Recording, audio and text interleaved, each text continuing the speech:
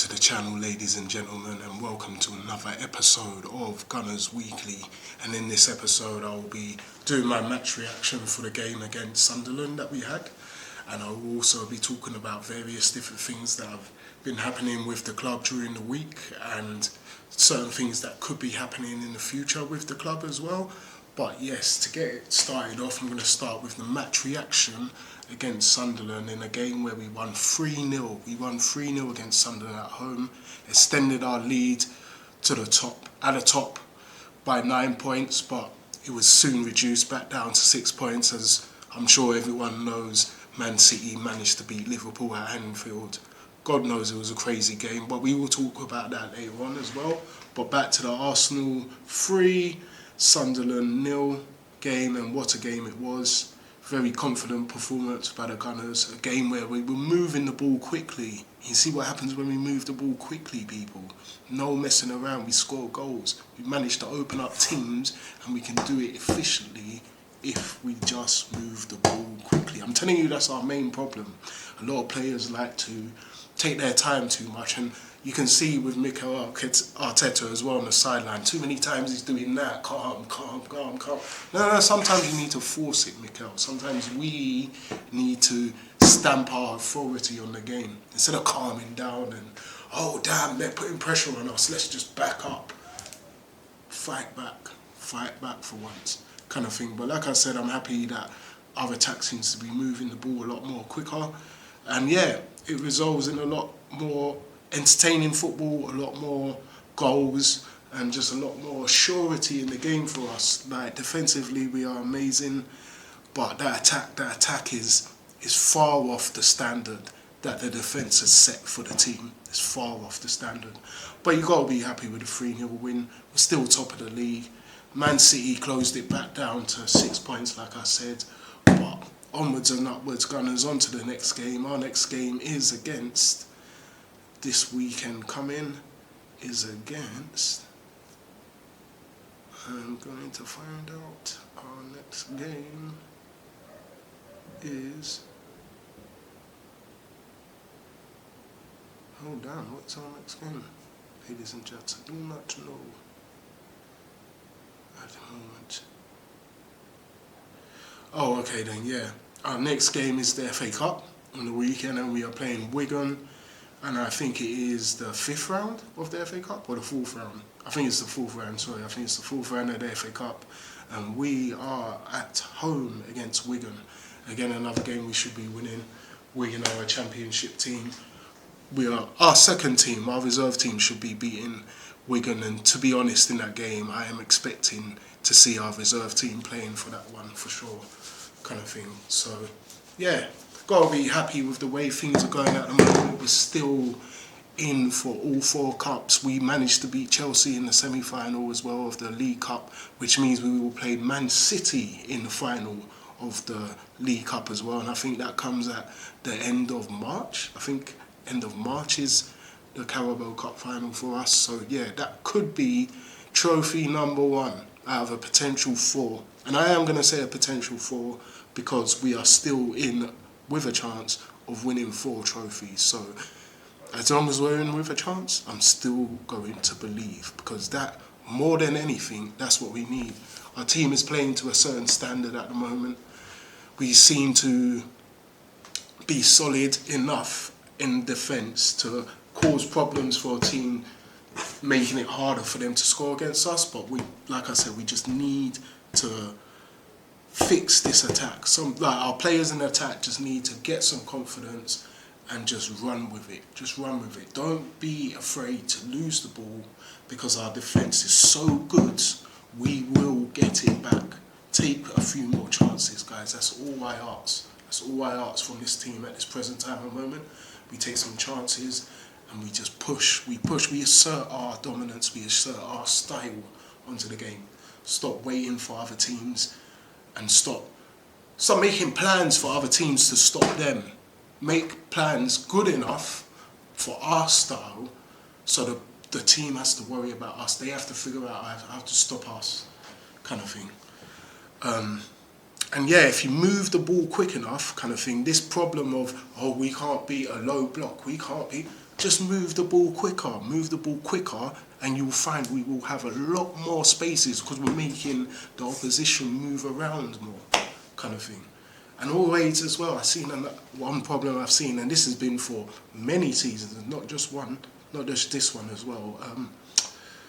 When we're doing the U-shaped football, going from side to side like this kind of thing, why is it we've got players in a U-shape, all on the edge, and then all our attacking players are all in a line? So it's a U-shape like that, and then a line like that from our attackers. But there's no one in this space here. So we can use and try and cut them up through the middle. That's the reason why our attackers are in a line with their defenders, because they're waiting for the ball over the top. In my eyes, that's Sunday league tactics. Again, I'm going to go back to it's Sunday league tactics. Why can't two of our midfielders, our number 8 and our number 10, should definitely be in the middle there, in that middle space, so we can bounce the ball off them. Use them as a backboard. You pass the ball into them, follow the pass in, they pass it back to you, you can carry on running, kind of thing. That's how you break teams down through the middle. It's quite simple, really, kind of thing. And then it's up to the players' imagination to come up with different sequences as they're going through the middle. But it's the same tactic, it's the same type of play as well, kind of thing. Like, you just knock it in, they hold it onto it, knock it back to you, you carry on running, boom. Or even you knock it into them, they take a touch. If they can turn, they can get, and then now there's two of you to be able to go bam bam through the middle. I don't understand our team sometimes. There's a lot of situations as well where we make it harder for ourselves because the players are just taking too long on the ball, man. They see it as, because we're in the lead now, let's just take our time and make sure they don't score. No, let's go and score another one, guys. Winners. We want to be winners out here, kind of thing. But yes, like I said, I'm not going to complain too much. I'm from a time where Arsenal were winning, and the type of mentality we're showing now, we seem very on edge all the time. The pressure is already hitting us, and we're only in February. That's what it seems like. And I just want the attackers anyway, at least more than anything, just to calm it down a little bit. Remember what you're good at, lads. Remember, individually, you should all be good at something separate. You see what I'm saying? You should all be good at something separate. So remember what you're good at and focus on that. Martinelli, you've got a lot of pace. So you can be one of the guys on the edge waiting for the ball over the top. Eze, you've got a lot of technique. So you should be one of the guys in the middle. You should be one of the guys in the middle looking to receive the ball, either turn on it or play it straight back. You should be the backboard basically in the middle. So you get the ball, knock it back to someone they can run, or you get the ball, turn, you can go forward and find the pass yourself, or the shot even, kind of thing like that. Use a bit of imagination in the attack, guys. Like, we do have rules. We do have rules that Mikel has obviously given to you. But if those rules aren't working, it's almost like everyone's a kid and you can't take it upon yourself like a man would, kind of thing, yeah? And say, yo, this plan isn't working, let me try something. Kind of thing. Because that's what real world-class, top players do, man. They see the situation and they understand what the game needs, kind of thing. They understand what the game needs, what the game wants, kind of thing. What is needed for the team to break through. They understand that. That's what really, it's all about mentality, football.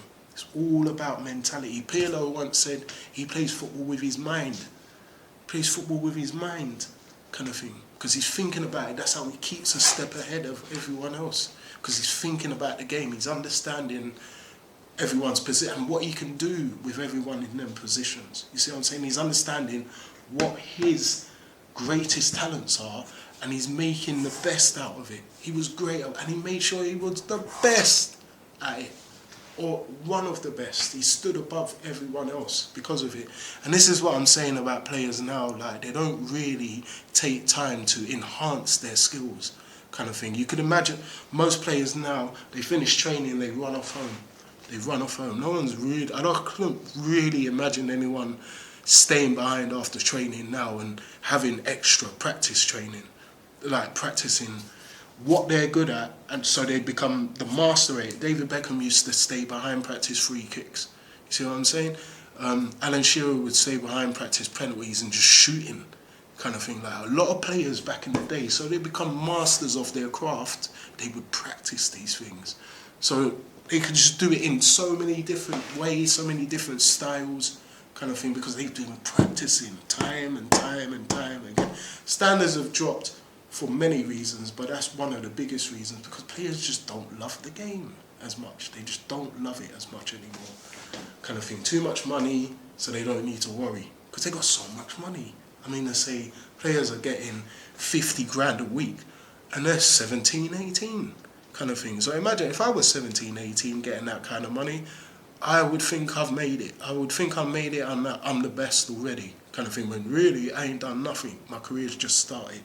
But because I'm getting so much money, I'm already paying for the house for mum and dad, kind of thing. So imagine that. If I'm doing that at that age, I'm going to think like I'm the man. No one can tell me anything. So my attitude already is just, it's not there. It's not ready for the fight, kind of thing, because I think I've already done it, kind of thing. Football, standards have dropped, but again, that's a conversation for another day. I'm going to focus on Arsenal, and going back to Arsenal as well, I'm going to repeat myself on a transfer story, but it is one that keeps on seeming to pop his head up every now and then, kind of thing.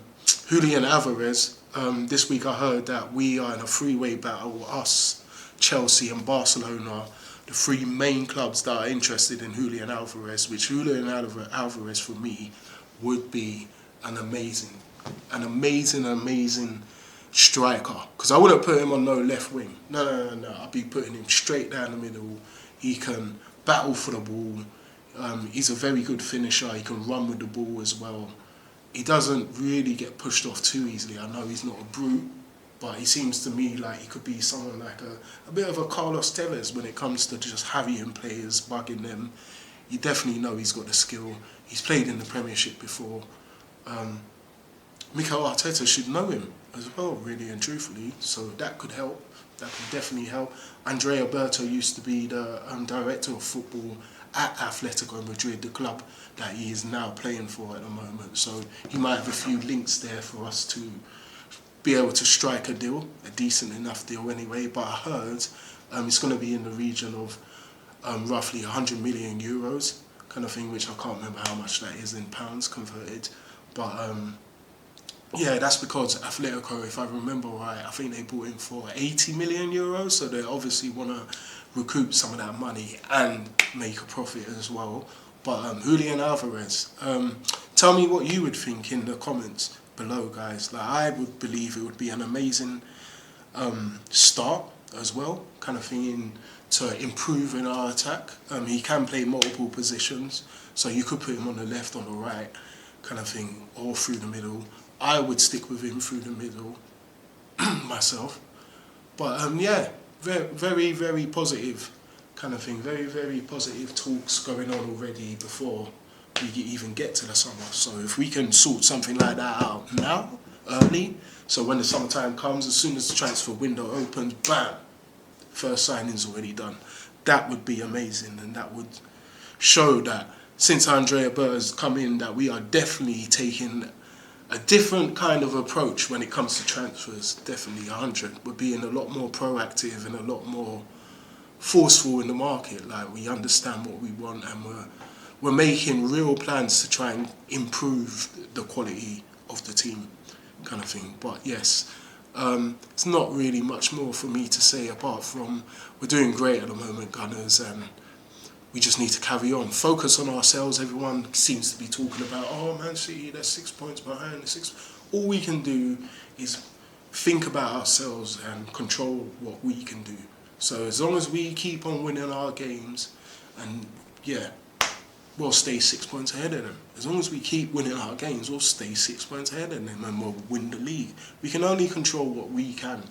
Don't worry about them too much, because we know Man City are a good team already. We already know that, so we can't worry about them too much. We just need to stay focused on what we need to do and just believe that we are good enough to achieve what we all want this season, and that is the title. That is the title and another trophy. The other trophy can be the Champions League, whatever. It would be amazing for the quad, like I said, a treble, even more so, and flipping. But yeah, I believe we should be definitely getting a double. If that's a League Cup and a league, if that's a FA Cup and a league, if that's a Champions League and the league, we should definitely be winning 2 trophies. Well, we should definitely be winning the league and another trophy this season. I say 2 trophies, but I'm saying one of them is a definite. We should be getting the league, and then whatever other trophy kind of thing. If we can get 2, 4, I mean, if we can get 3, 4, amazing. But a double is definitely on. Definitely on this season, guys, kind of thing. And from there, that will give us a really good foundation, hopefully, to improve and push on, attract more players to us so we can improve the squad, but to push on and become even better. But yes, with that being said now, Gunners, I'm going to end the show there right now so I don't just carry on waffling about nonsense, this, that and the other. If you could like the video, it would be amazing. If you could subscribe to my channel, leave any comments, kind of thing, with any questions. I'll try and reply to them as much as I can. But and it also helps the algorithm as well. Like I said, I'm trying to boost the channel, improve the content, improve the quality as well. Like, hopefully I should be looking to invest in a mic because I realise the sound isn't the best.